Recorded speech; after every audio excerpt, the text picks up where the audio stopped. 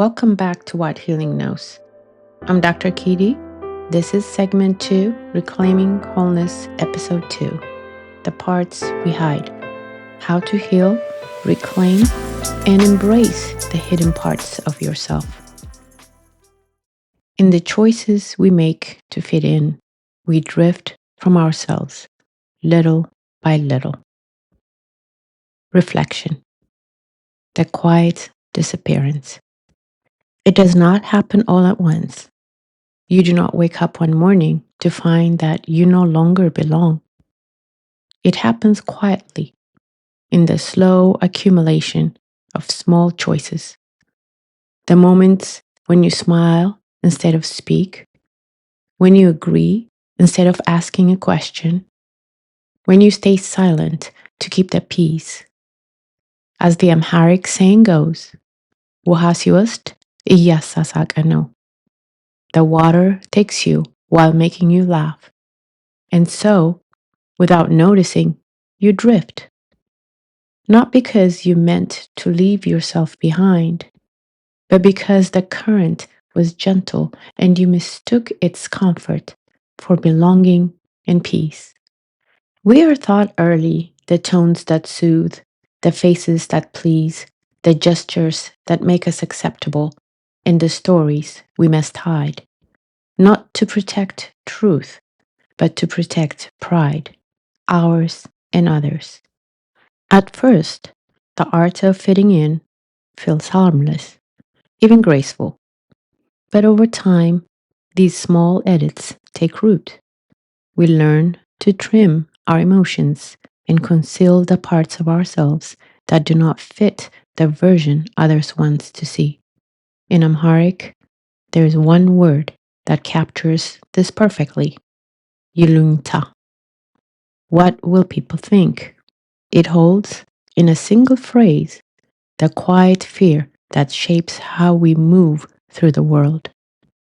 I remember my turning point hidden within those familiar acts.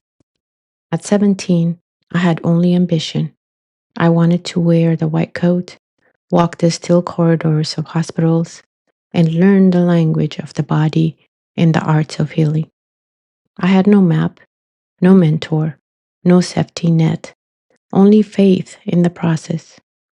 Community college by day, work by night, borrowed time, saved dollars, handwritten applications sealed with hope before digital portals replaced the weight by mail.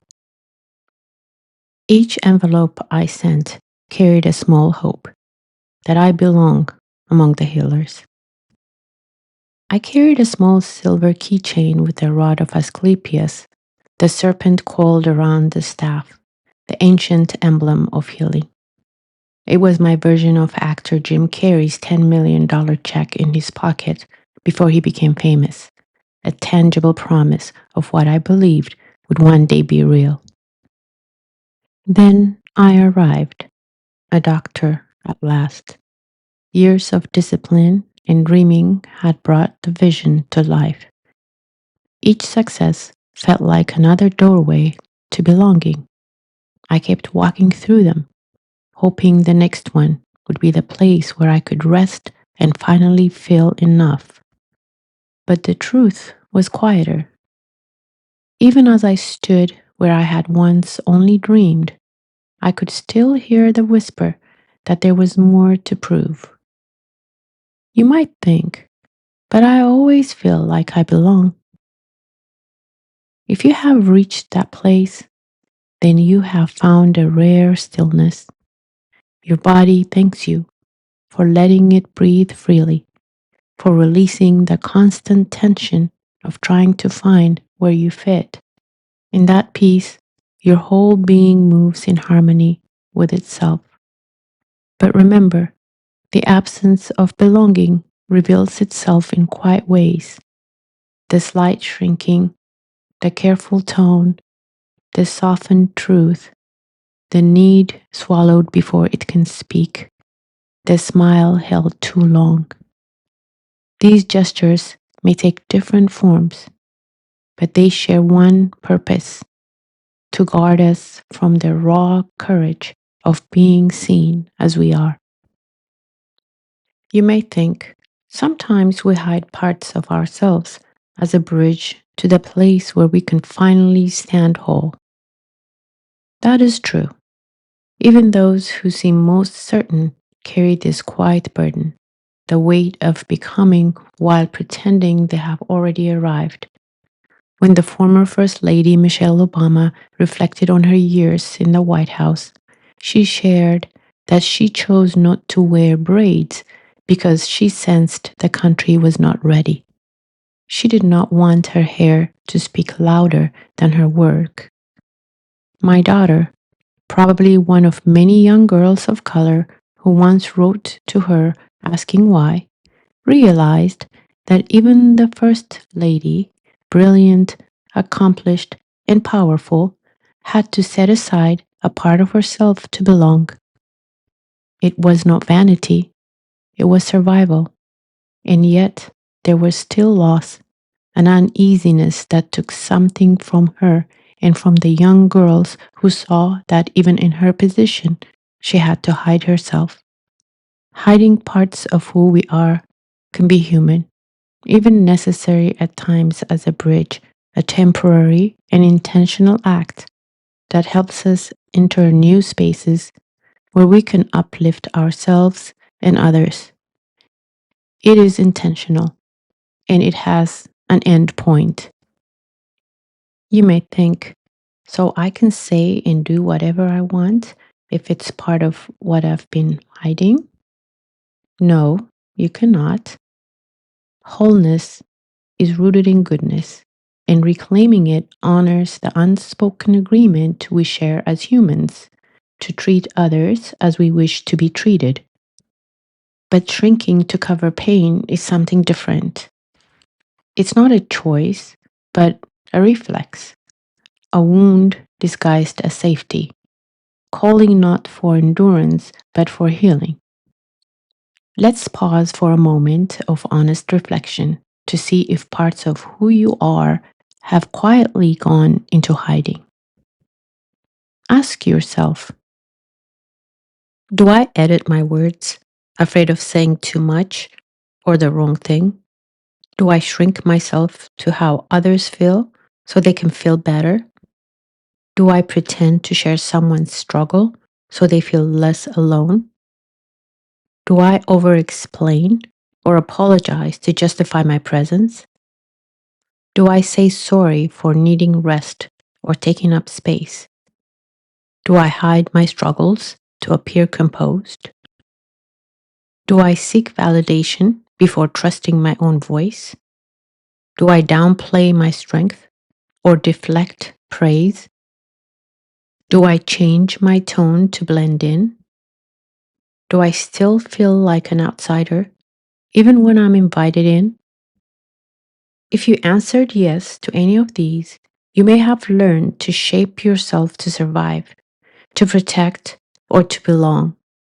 Yet in doing so, you may have buried the very parts that make you whole.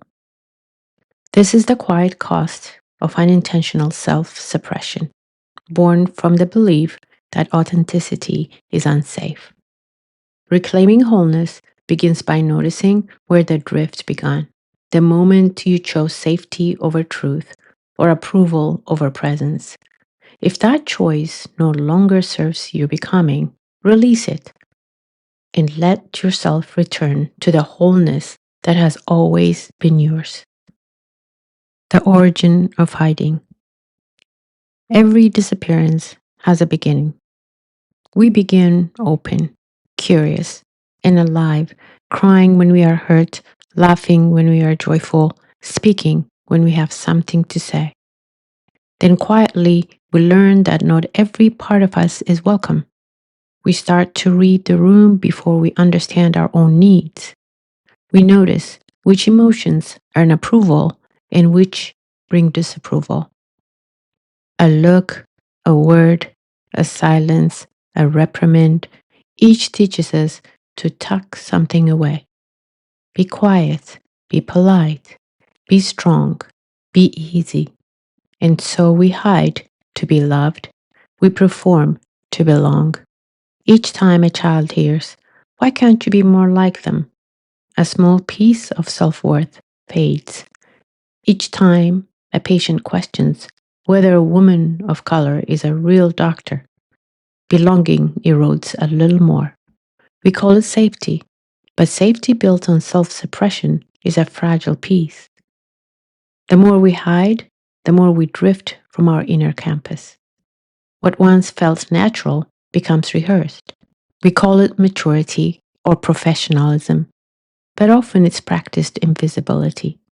Yes, it protects us, but it also costs us our vitality. This is where fragmentation begins, the quiet split from our center. We stop asking what we need and start asking what others expect. The voice of instinct grows faint. The body still speaks, but we have forgotten how to listen. It takes courage and tenderness to look behind the walls we built.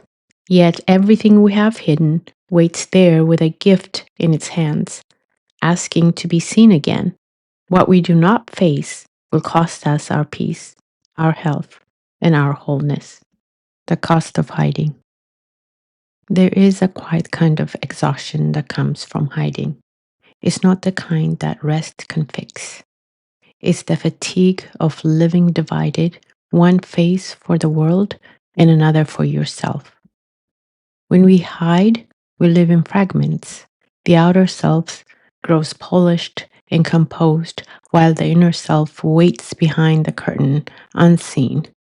At first, this feels manageable, even admirable. But over time, the weight of pretending becomes too heavy to hold. The body begins to speak in tension. Shoulders ache with more than the day's work. The chest tightens with words unspoken. Sleep grows thin because the parts we silence stay awake, asking to be heard. I remember a day during my residency removing a dressing from a woman with severe burns. Her pain was sharp and consuming.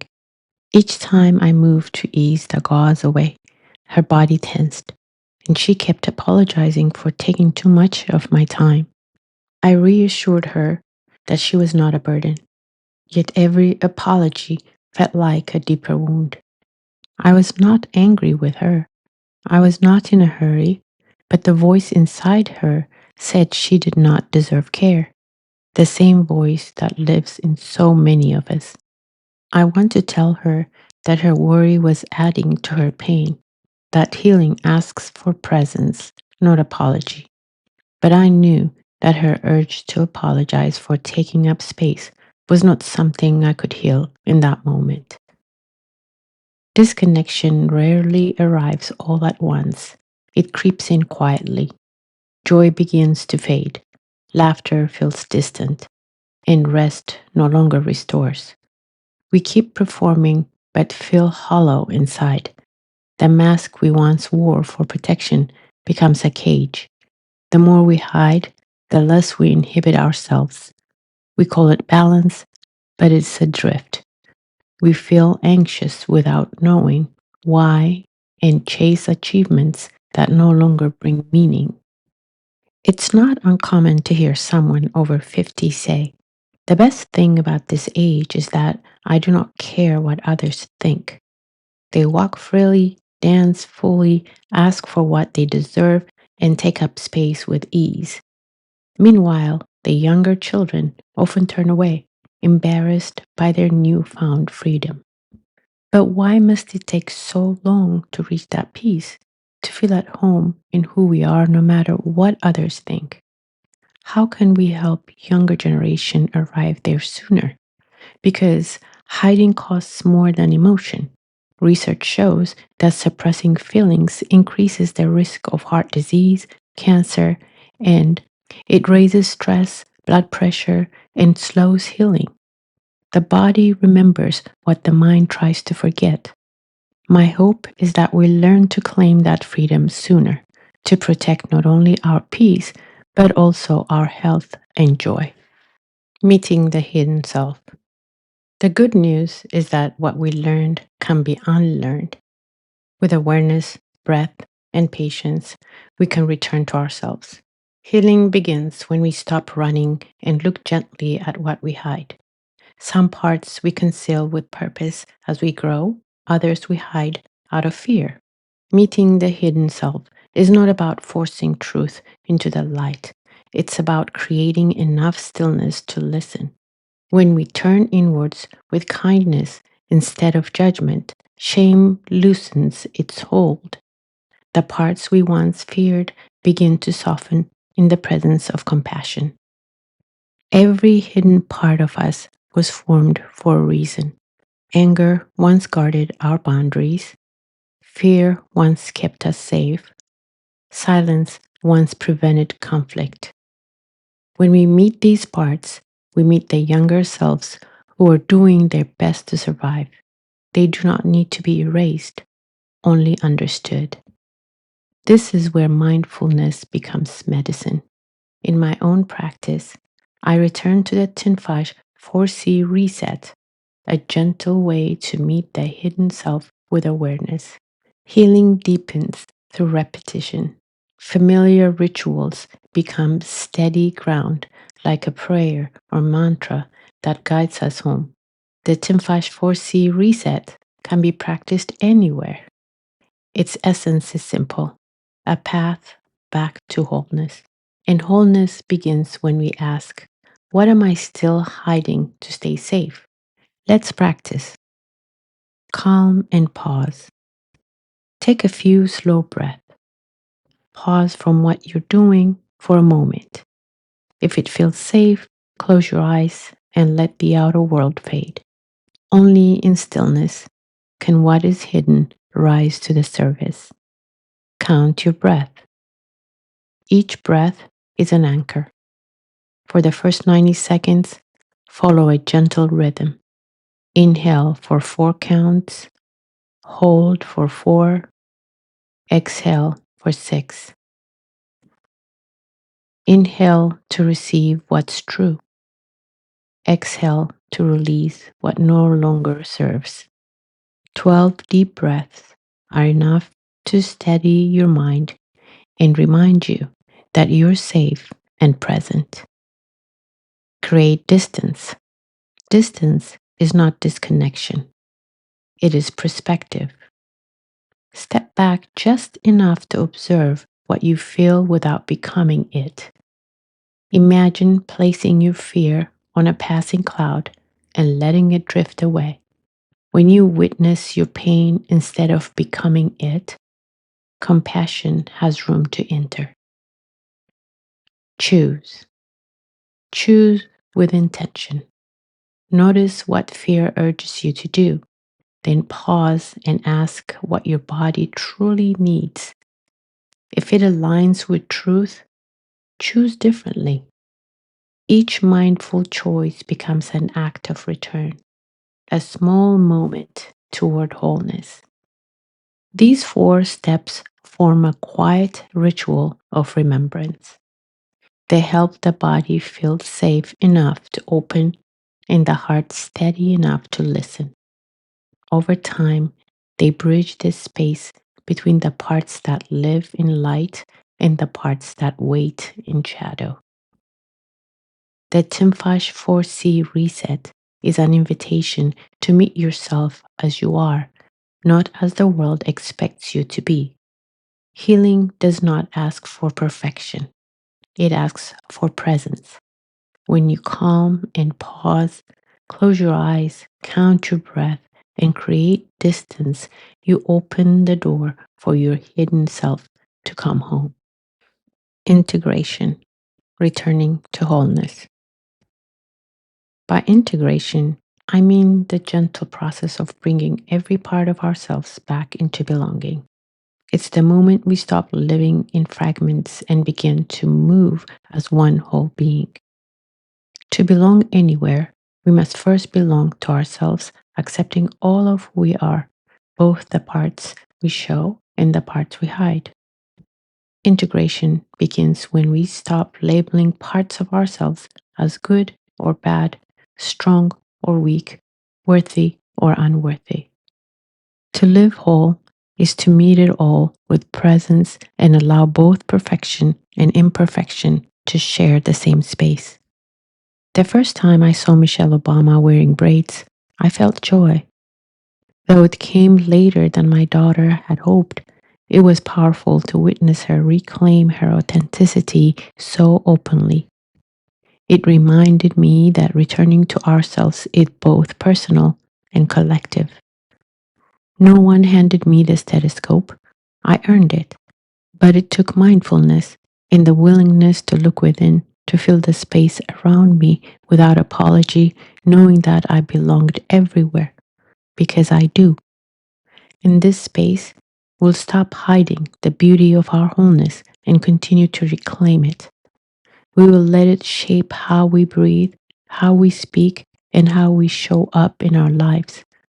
We will live without division, walk in alignment with our truth, and move through the world with honesty and grace. There will be days when pressure pulls us away from our center. That's part of being human. Healing is not about never losing yourself again. It's about returning to mindfulness and knowing how to return and reclaim what we once pushed away and remember that every part of us still belongs. It's the practice of beginning again. If you've listened this far, you've already awakened your awareness and stepped into your healing path. And thank you for traveling this journey with me. You can now step into the Timfash healing space, where today's reflection continues with guided meditation, a journaling invitation, and healing words to carry with you. If something stirred within you today, I'd love to hear from you. Share your thoughts in the comments so we can learn and grow together. For more guided meditations, visit me on YouTube at Dr. Kidi. And if you share your reflections on social media, tag me on Instagram at drkidi.healing. Let's stay connected and keep walking this path of healing together. Until next time, find your stillness, keep listening. Healing always knows the way.